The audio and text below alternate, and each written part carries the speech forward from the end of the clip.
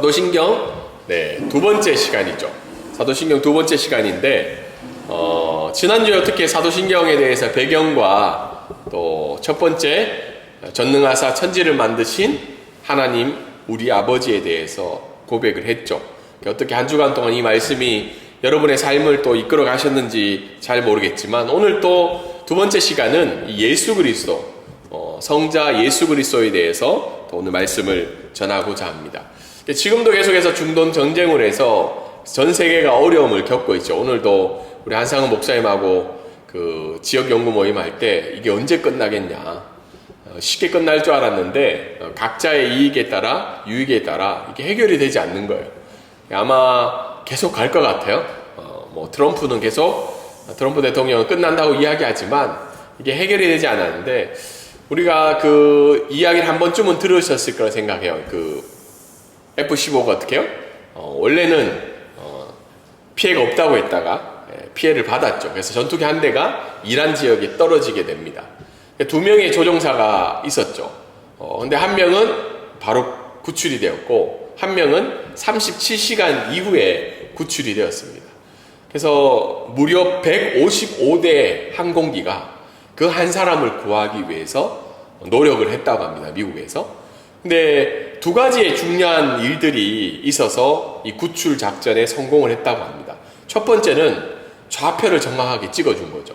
이 사람이 어디에 있다는 좌표를 정확하게 구조 신호를 정했기 때문에 그 비행기와 모든 구조하고자 하는 사람들이 그 좌표점에 맞춰서 가게 된 거죠.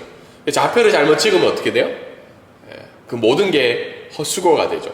두 번째는 이 조종사가 어떻게 해요? 구호 신호를, 무선 신호를 보냈는데 그 구호 신호가 뭐로 했어요? 영어로 God is good이라는, 이분이 굉장히 신실한 기독교인이라고 합니다. 조종사가. 그래서 이거를 보냈는데 처음에는 미국에서 어떻게 해요? 이거 거짓말 아니냐, 이거 잘못된 정보 아니냐, 충분히 이란에서 어떻게 해요? 이거를 교란할 수 있는 거죠.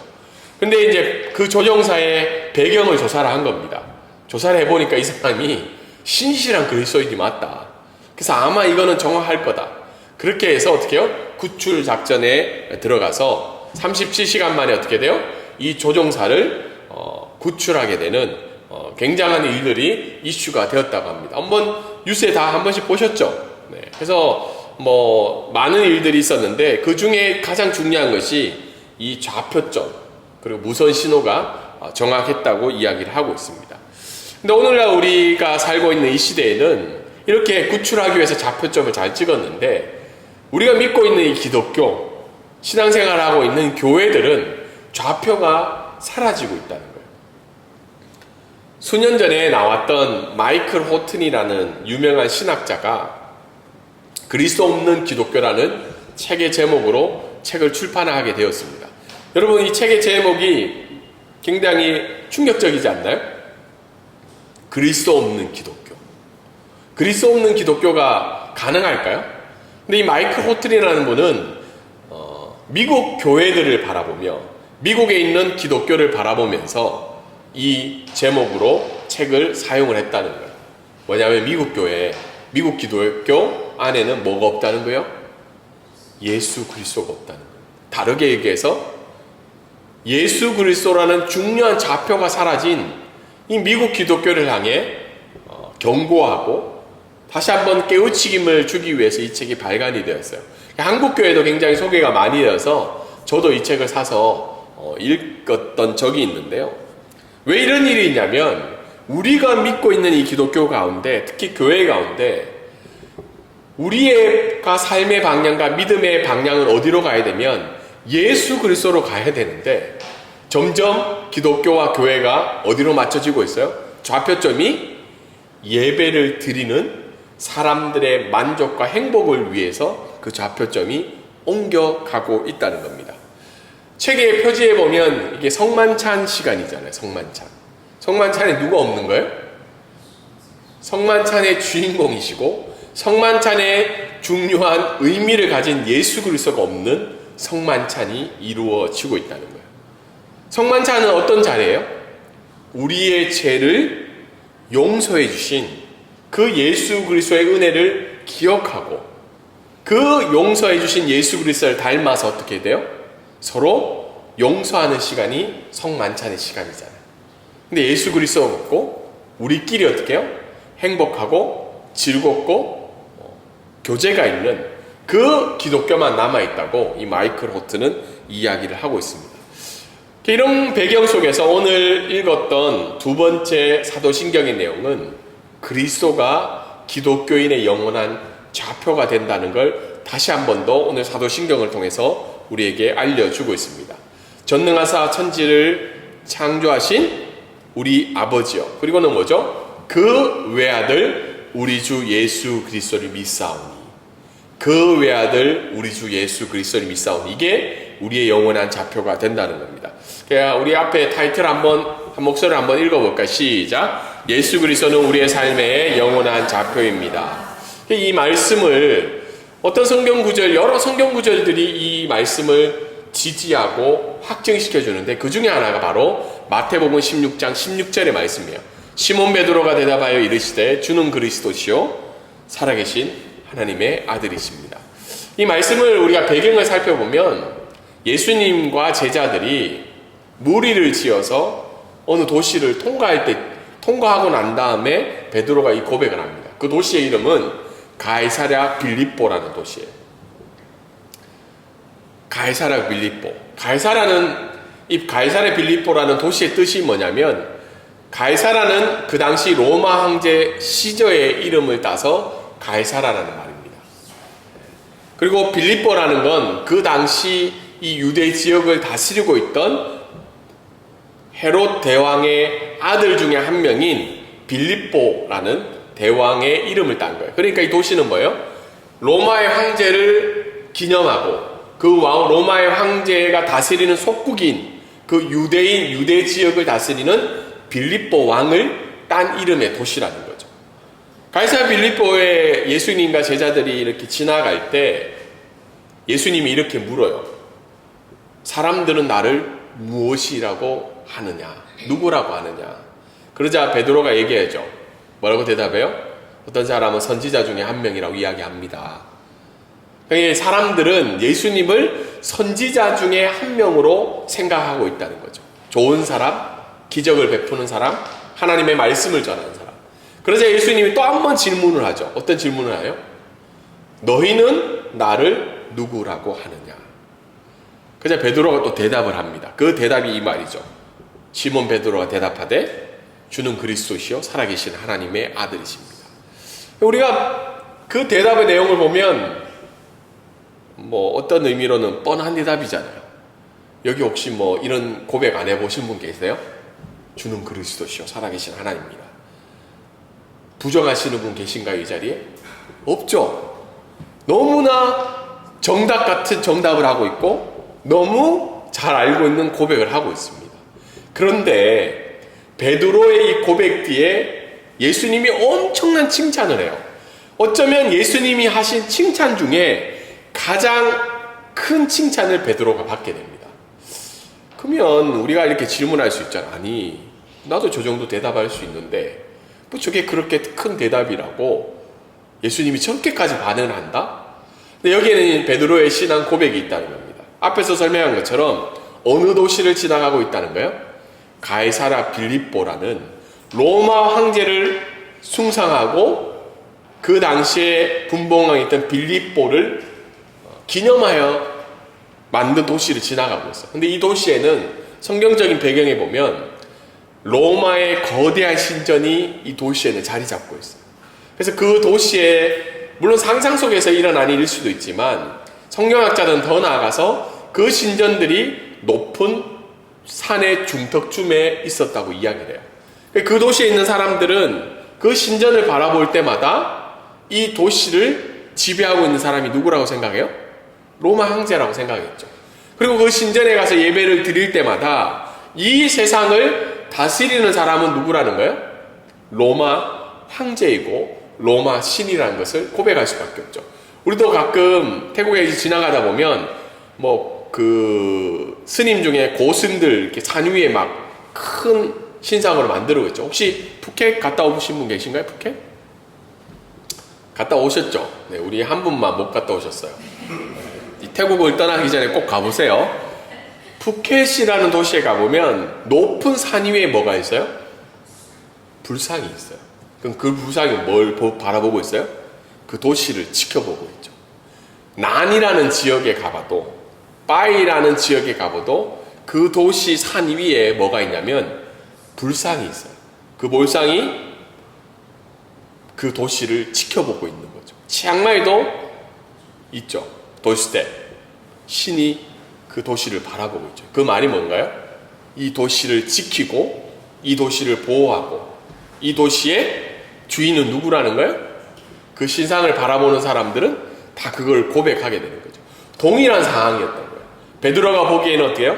많은 사람들이 가이사랴가 로마의 황제가 로마의 신이 이 세상의 참된 주인이고 하나님임을 고백하고 나아가지만 지금 베드로는 어떻게 해요? 자기 눈앞에 보이는 예수님이 그 당시에 명품 옷을 입었을 것 같아요? 아니죠. 어떻게 보면 겉옷이 엉망이었죠. 그리고 이사야서에 보면 예수님의 외모가 어떻다고 나와 있어요? 괜찮은 얼굴이었어요? 너무 평범한 모습이었죠. 초라한 모습이었고 어쩌면 옷이 누더기 같은 보잘것없는 옷을 입고 그 곳을 지나가고 있었어요. 그런데 베드로는 그 예수 그리스도를 보면서 뭐라고 고백하나요?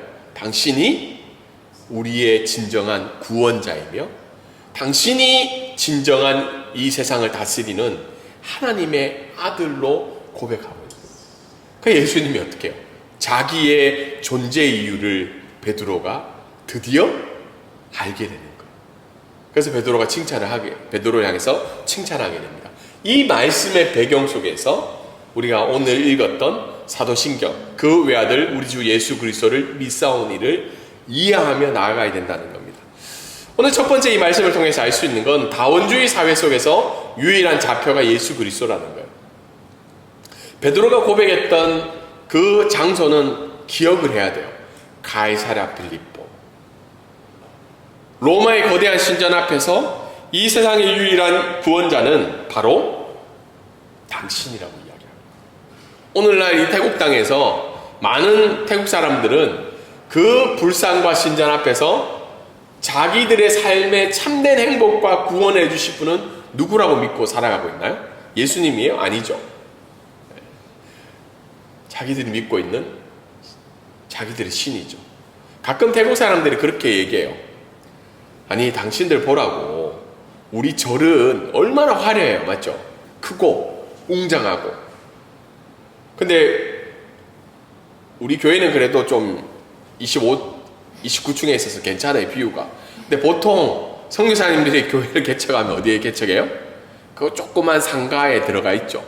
태국 사람들이 보기에 그렇게 물어요. 당신의 신은 이 조그만 이 상가 여기에 있는데 우리가 믿는 신은 어디에 있어요?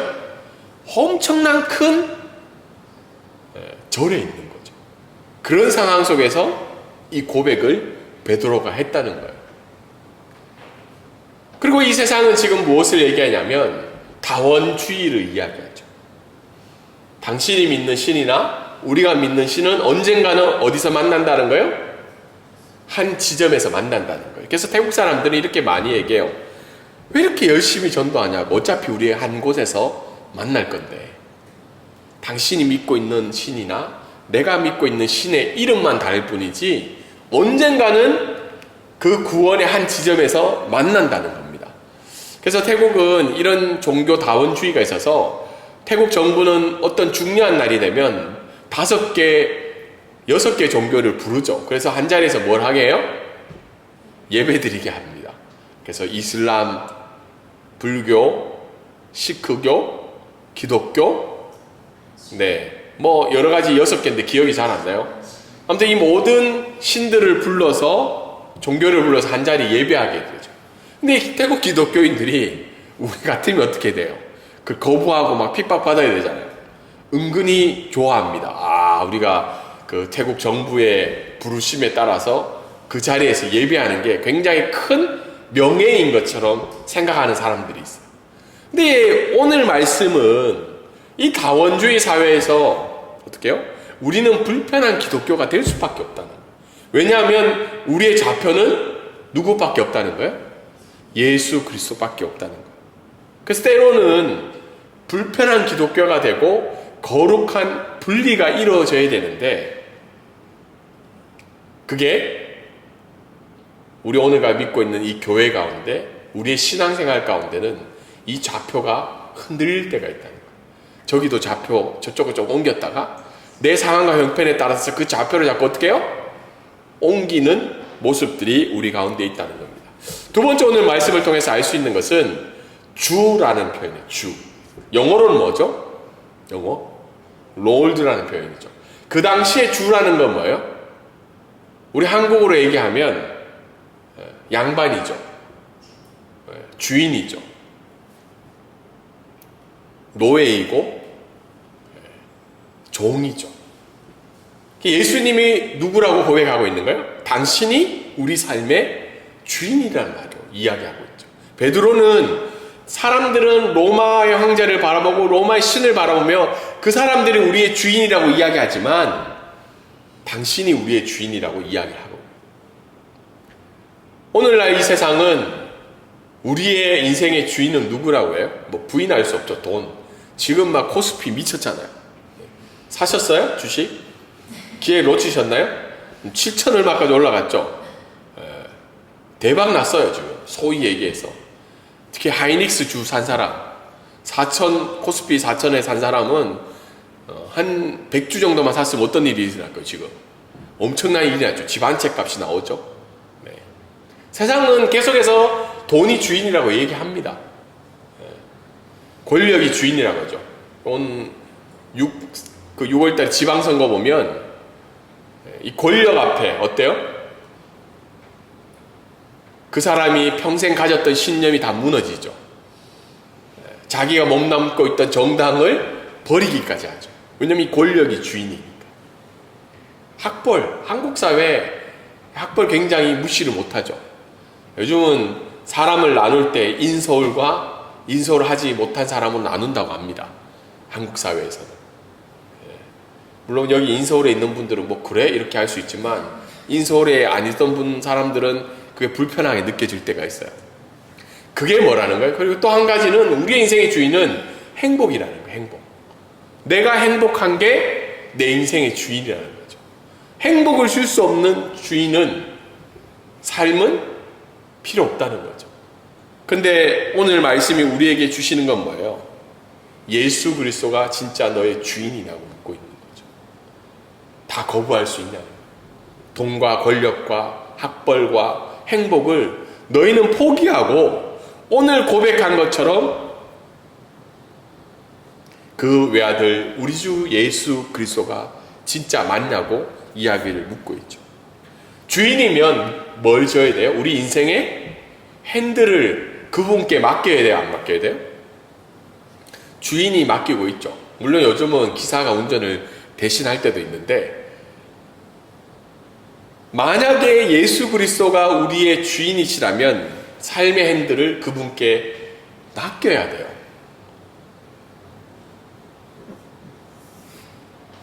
근데 왜 그리스도 없는 기독교냐면 그 인생의 핸들들을 다 누가 가지고 있는 거예요? 네. 한 분이 오셨는데, 네. 그 인생의 주인이 누구라는 거예요? 네.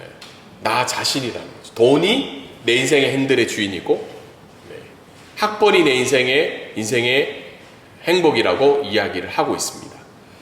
그래서 오늘 말씀을 통해서 모든 영역에서 예수님이라면 어떻게 하셨을까?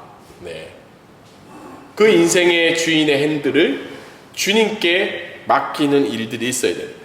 근데 우리는 이 사실을 부정하는 사람은 없어요. 인생의 핸들을 지신 분은 예수 그리스도다. 그런데 안타깝게도 신앙의 영역에서는 이 고백을 합니다. 진정으로. 근데 우리가 가정에서, 회사에서, 자녀와 인간관계에서 우리는 내 인생의 핸들을 주님께 아직 맡기지 못한 영역들이 있다는 겁니다. 그래서 오늘 우리가 고백한 것처럼 그 외아들 주 예수 그리스도를 믿사오니라는 고백을 할 때마다 지금 내 인생의 핸들을 주님께 맡기고 있는지를 우리는 점검해 봐야 된다는 거예요. 그럼 우리가 왜 맡길 수 있나? 바로 그것은 예수 그리스도의 삼중직 때문입니다. 이게 약간 좀 어려운 부분이긴 한데, 예수 그리스도는 세 가지에서 직분을 가지고 계신 거예요. 첫 번째는 이 땅에 오셔서 뭐요? 선지자의 역할을 하신 거죠.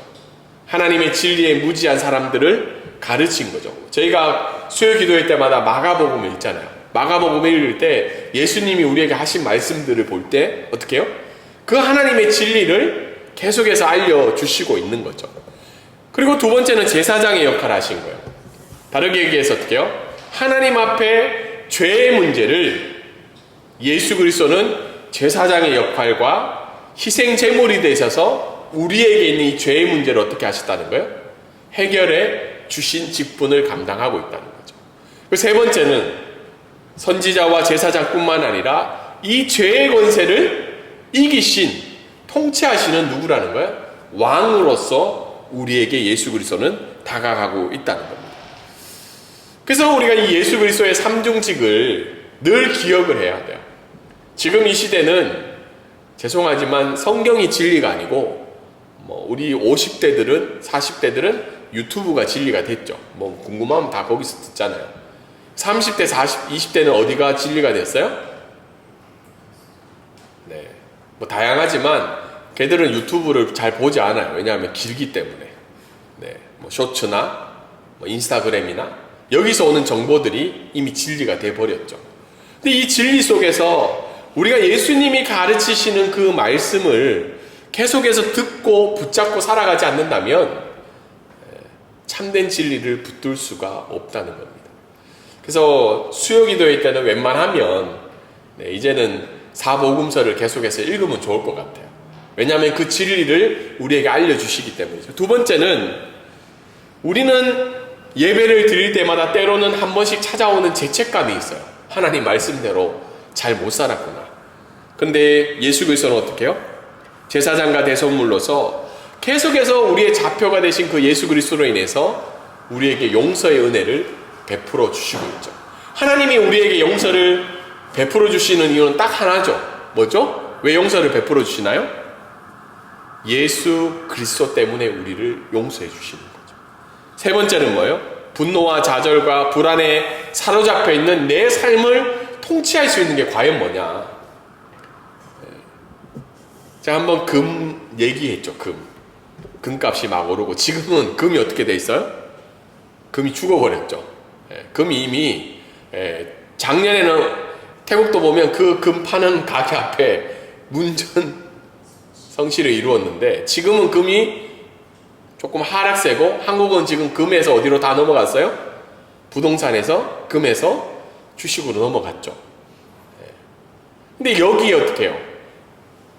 주식 코스피 지수가 우리 삶을 통치하고 있다는 겁니다. 행복과 불안과 염려와 슬픔이. 그런데 오늘 성경은 우리에게 이야기해 주시는 것이 뭐냐면 우리의 삶을 다스리고 통치하고 계시는 분은 누구시라는 거예요? 바로 예수 그리스도라는 사실을 오늘 말씀을 통해서 알려주고 계십니다. 오늘 또 말씀을 통해서 알 수 있는 것은 오늘 예수 그리스도가 어떻게 해요? 우리의 유일한 중보자 되신다는 겁니다. 오늘 두 가지 성경 구절을 우리 한 목소리를 크게 읽어볼까요? 시작. 하나님은 한 분이시요 또 하나님과 사람 사이의 중보자도 한 분이시니 곧 사람이신 그리스도 예수라. 누가 정죄하리요? 죽으실 뿐 아니라 다시 살아나신 이는 그리스도 예수시니 하나님 우편에 계신 자여 우리를 위하여 간구하시는 자신이라. 아멘. 예수님은 하나님과 우리 사이의 유일한 중보자시라는 거예요. 우리가 불안과 염려와 죄의 문제에 있을 때 우리를 위해서 기도해 줄 수 있는 사람은 죄송하지만 예수님밖에 없다는 거예요. 오늘 성경은. 여러분 가끔 우리는 누구를 위해서 기도해요.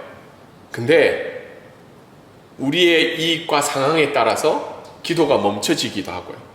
때로는 그때 당시에는 기도하는데 시간이 지나서 그 감정과 의지가 사라지면 그 기도가 어떻게 돼요? 멈춰지고 있죠. 그래서 우리가 상황과 어려움이 찾아올 때 우리는 우리를 위해서 기도해 줄 사람에게 기도 부탁도 하지만 무엇보다도 우리가 기도하며 나아갈 때 것은 뭐냐면 때를 따라 돕는 은혜를 베풀어 주시기를 위해서 기도하고 계시는 그 예수 그리스도를 의지해야 된다는 거예요. 오늘 뒤에서 우리 광야에서 찬양할 때 주님만이 내가 의지할 뿐이라 고백할 것은 다른 게 아니라요. 사람은 심지어는 앞에 있는 목사조차도 내 상황과 형편에 따라서 기도할 수 있는 내용들이 바뀌어진다는 거예요. 저는 저희 어머니가 기도를 하세요. 매일 새벽마다 기도하고 수요 기도 금요일 맨날 가서 우리 자식들을 위해서 기도하고 계시거든요. 근데 가끔 어머니도 피곤하거나 힘들면 물어요. 아들, 오늘 내가 새벽 기도를 못 갔어. 몸이 너무 안 좋아서. 그럼 제가 어떻게 대답해요? 잘하셨다고. 쉬시기도 하고.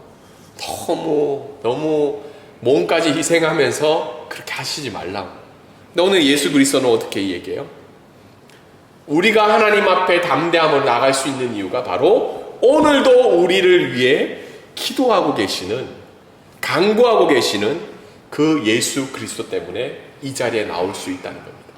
만약에 우리가 예수 그리스도로 인해서 덧입혀지지 않는다면 죄송하지만 하나님이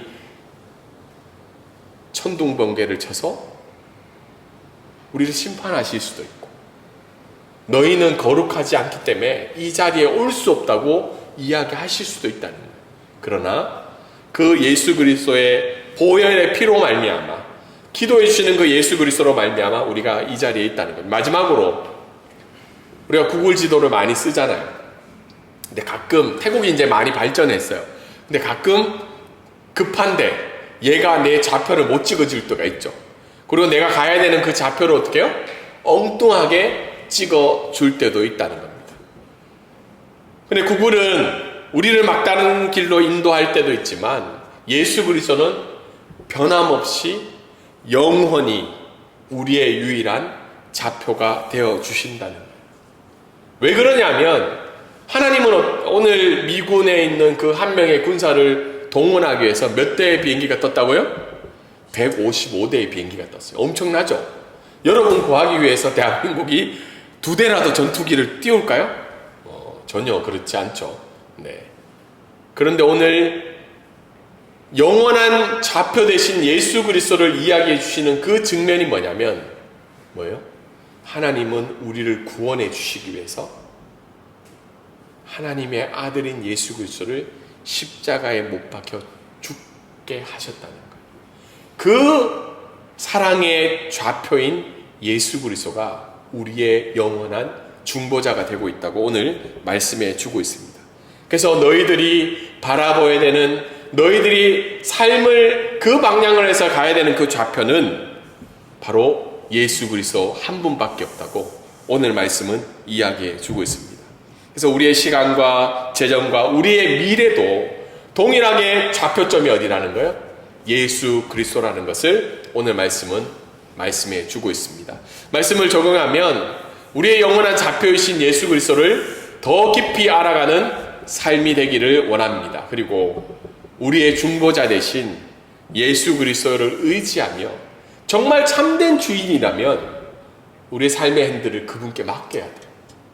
그분이 우리의 삶을 통치하고 있음을 믿고 나아가며 그 삶의 주인을 드러내는 저와 여러분의 삶이 되기를 주님의 이름으로 소망합니다.